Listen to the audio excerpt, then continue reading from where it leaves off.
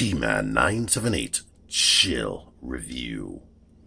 Hello everyone. Right now I'm reviewing the second figure lent to me by Gigastorms. Mastermind Creations Reformatted 15. Jaegertron, the Bounty Hunter. We know this is supposed to be an IDW inspired lockdown, as you can tell by the colors and whatnot. And once you see his face close. But anywho, here's this side of the packaging with that picture right there. Here's the back with a bunch of stuff inside. Here's this side of the packaging with that right there. And here's the top. And I believe on the bottom is probably just warnings and junk. Yes, there we go with that. Finally, this opens up right there with this dark image. I don't like it. But you would see the stuff in there, but it's really so dark you can't really even tell what's in there. I took the toy out, by the way. Inside, we have the tech spec card right here. What is Costa? But that's a 2. I don't know what that is. It also comes with this comic book / instruction manual. In this comic, it looks legit as hell. Here are the people that drew it, wrote it, and colored it. You may know them because this looks like a real Transformers comic, like super legit, with him fighting the Mastermind Creations Predacons, and even Beast Wars Tarantulas is in here, the Transmetal Tarantulas. But the instructions are decent. They're black and white with red, so sometimes you may not be able to tell what's actually going on. Here is Jaegertron. Full disclosure, when I first opened this package, I was instantly overwhelmed. Like, he looks like he has so much going on, and then he comes with a mess, a ton of accessories. But let's get into him first. I love the paintwork. This green right here instantly grabs you. The green on black.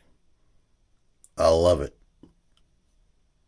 Now, I could say that they did a good job on that, but Hasbro and Takara Tomy originally came up with this color scheme right there. But these wings, you can configure any type of way you want, but I do prefer this right here, because when you swing this down, you can fully, the swords that's sheathed in his back can fully go down into these right here, which may be good for some people right there. And of course you can pop off that right there, but these are meant to stay there for now, but he can hold them as a weapon. But another thing I like doing, and you have to like lift this hinge up. This cockpit gets in the way of things a little bit. Well, not a little bit, a lot. You have to like maneuver this up and then maneuver that out the way, and then you could bring these wings down. But now this won't peg into anything because it pegs into the wings. Like, another thing I like doing, messing around with this, is bringing these wings around him, like sort of like a cape, like what's his name, Crosshairs on Age of Extinction and the Last Night movie. You could wrap that around like that, and you could point these out like he has separate weapons hands, and maybe bring these out to flare out, has like separate arms or whatnot. But yeah, this is a decently cool figure. It has a ton of posability. The posability is hindered in a lot of places that make things frustrating for me. And the leg, let me move this one out the way so you can see what I'm saying. It doesn't look straight. I can't straighten that any other type of way, because the way the knee is molded, it doesn't straighten up. But since his feet can rock back and forward, you can compensate with his stance like that. It's like he doesn't have a problem standing up. But you have all types of options as far as how you want him to look. Like, this figure or this character is known to be asymmetrical. Like, this is the deluxe class animated original Lockdown right there. And as you can see, his knee decoration is different. The decoration on the forearms looks different.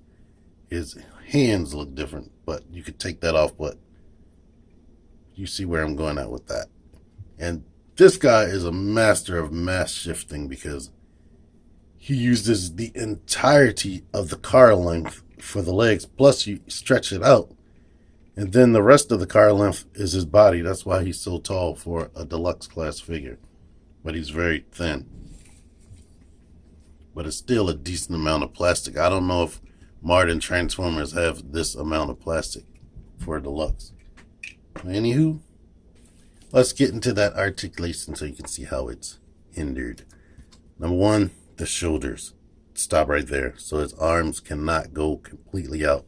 To compensate, you can get this bicep rotation, and he can still stretch out that way. His double jointed elbows. He has a forearm rotation plus a separate forearm rotation. And I was talking about asymmetrical. Like, I don't know, in a comic, this forearm is turned in like that with this being on the outside. I don't like that because nothing attaches to that.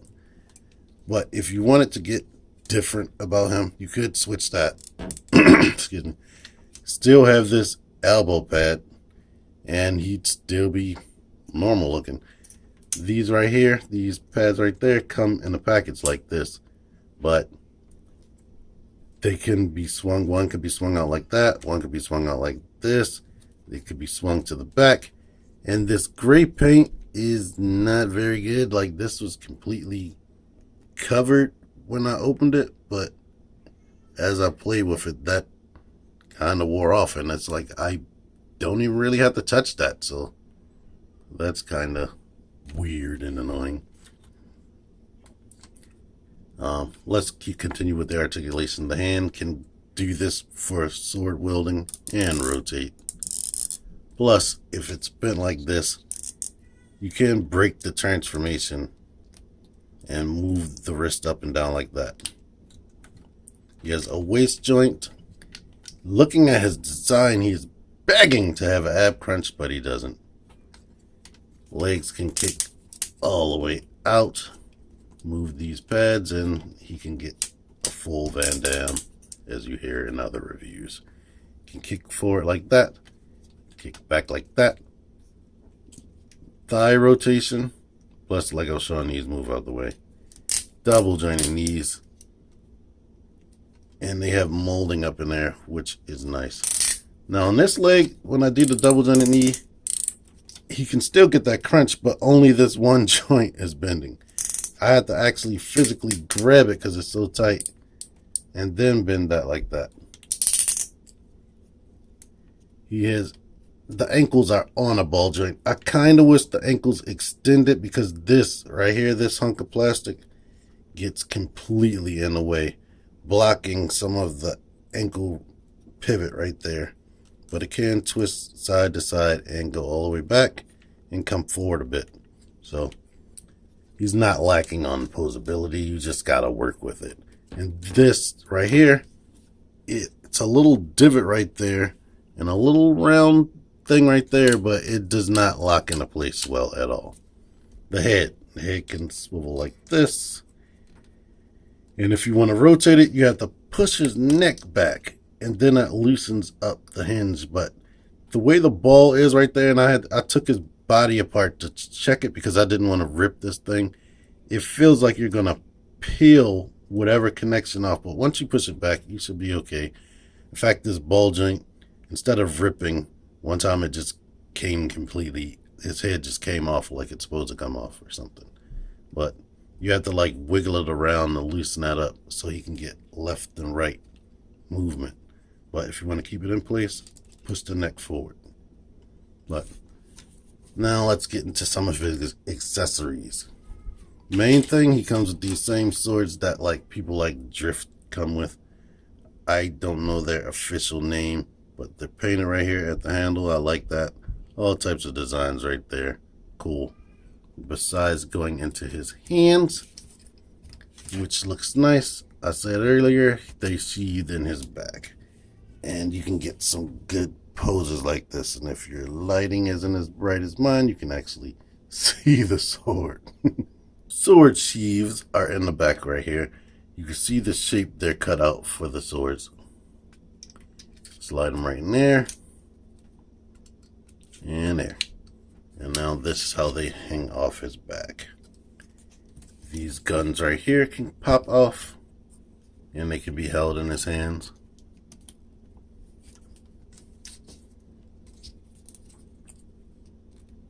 So now he has these little guns.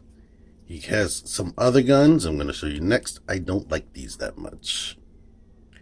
Jaegertron comes with this weapons container right here / trophy case. Basically, you connect this in his vehicle mode, but for this mode, you want to bring these wings back, grab on these pieces right here. It actually lights up. I do not have the battery, so I'm going to look in the instructions and tell you which batteries you're supposed to use. Open this up and opens that up. Bring these legs out in the front. And now this thing can sit there right there. And as you can see, he has all of the Mastermind Creation Predacon faces. The batteries you need are LR41. You need 3 of those. They turn on right here. And it would light up and make the faces, it will have lights around the face. From what I've seen, it's not very spectacular. And of course, this lights up right there. You have weapons right here that can attach to his hand. But the main weapons I like are these guns right here. They slot into a peg and part of them goes through here. So you might have to push that get them out because it is a tight fit. Maybe you shouldn't push these guns all the way deep in there because I had a hell of a time getting them out. One thing they don't have storage for, which I don't see another clip on point, and I'm looking all over the place, this hook hand. That's probably the main accessory you want because he always had a hook hand.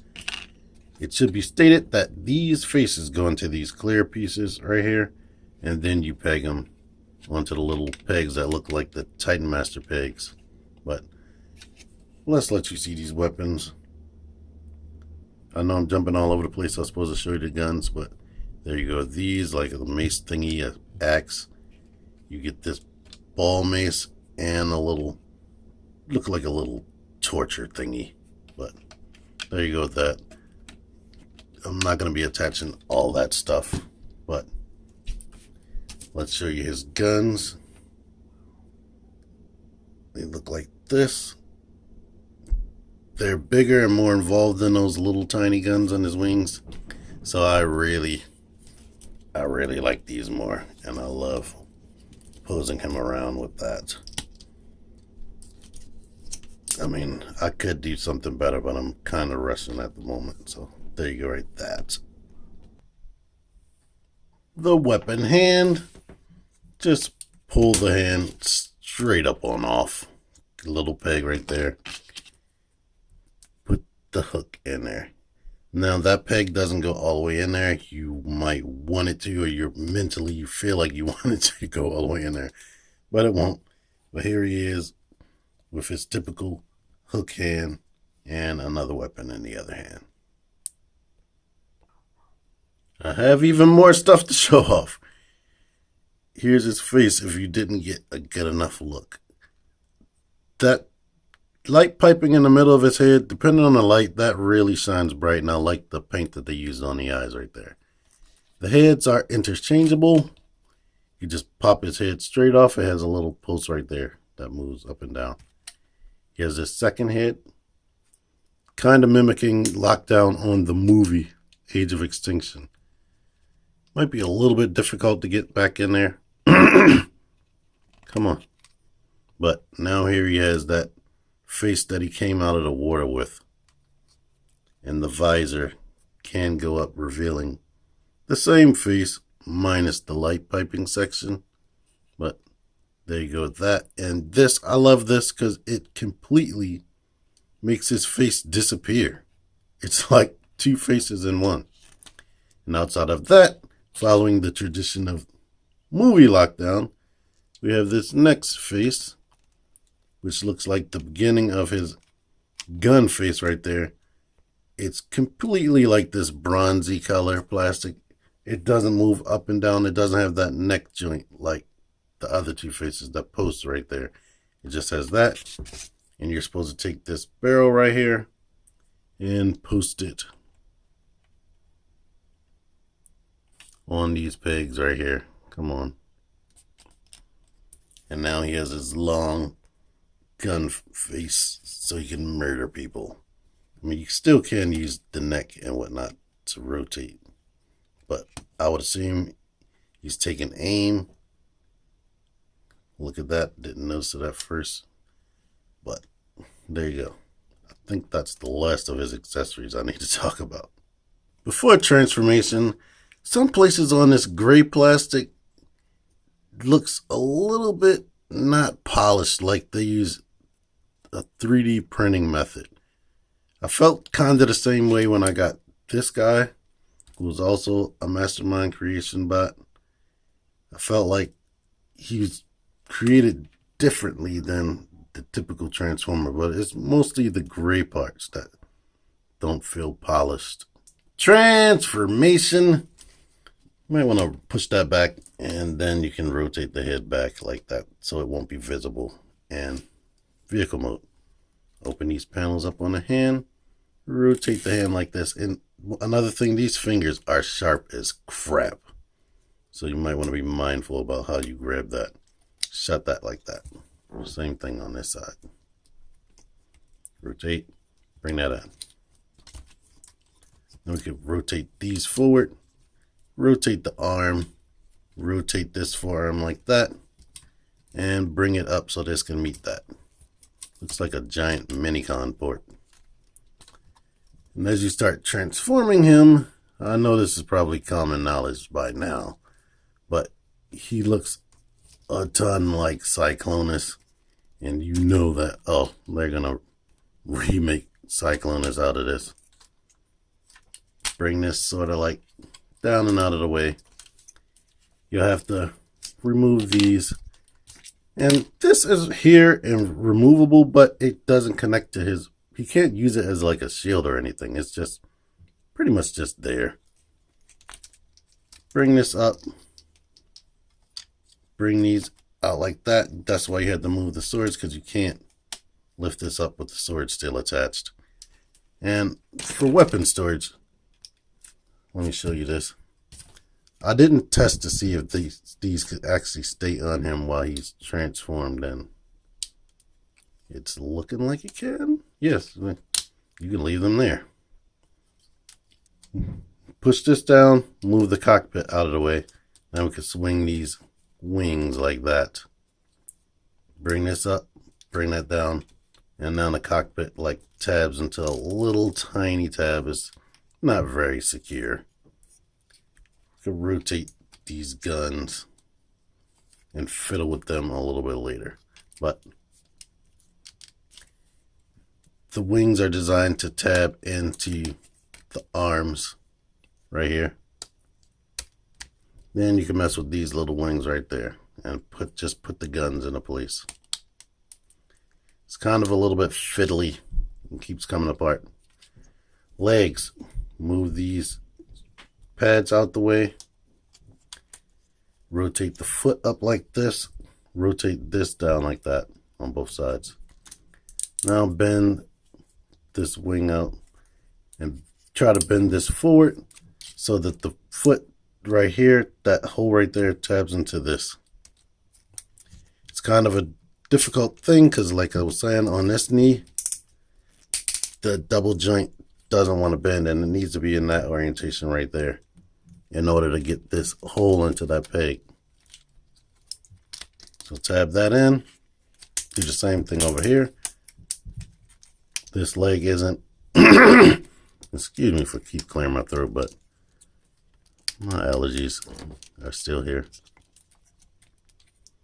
After you do that, we can connect these together. So it's basically just connect all that stuff together and fiddle around with it, because things may come loose while you're transforming. There are also some tabs right here that goes into the arms, as well as these tabs. So, come on. Here he is in his aircraft mode, which I like. Looks like a futuristic type of thing. So it sort of looks like Cyclonus mixed with the Batmobile.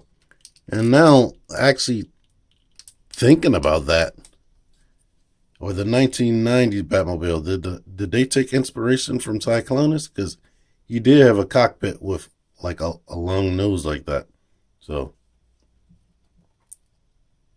yeah, that's what that looked like. Doesn't have any real landing gear or anything. Oh yeah, you're supposed to put this back here. You can wedge it over the head without taking that off, so you never really have to take it off. But I don't know what that's for. He might have used that in a comic or something. The weapons container, you can attach this, which they call the convoy mode. Open that up, put him in there, and now these tabs right here goes into the side of his leg, and the wings go into these slots right there. So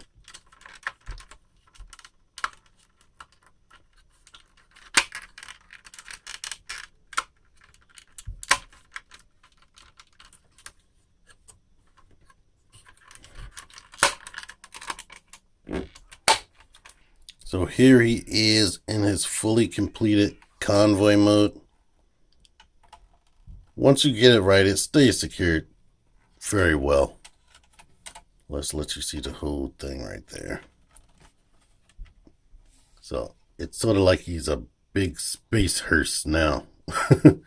That's what it makes me think of. And also this vehicle mode also makes me think of the Transformers Prime, like Viacon jet things. I'm just noticing this imperfection right there with the paint. That's weird. So, man, this is lacking polish in quite a few places. Some of the stuff I'm not noticing, and it's kind of sloppy back there, right there with that green paint. So, it's like it's a nice toy, but it's lacking a little bit of polish. It's almost like this is a review sample instead of like the full thing. But it's still a nice toy. I don't know, looking at some of the fiddly bits and how it's constructed. I mean, this is good solid plastic. Let me state that. This toy feels like, if you're old enough, a Transformers Cybertron, Transformers Armada Ultra Class figure with 2014 Transformers Generations type engineering. So it's like good engineering with good plastic, but it's a little rough around the edges in some spots, as I've mentioned. So it's a nice toy.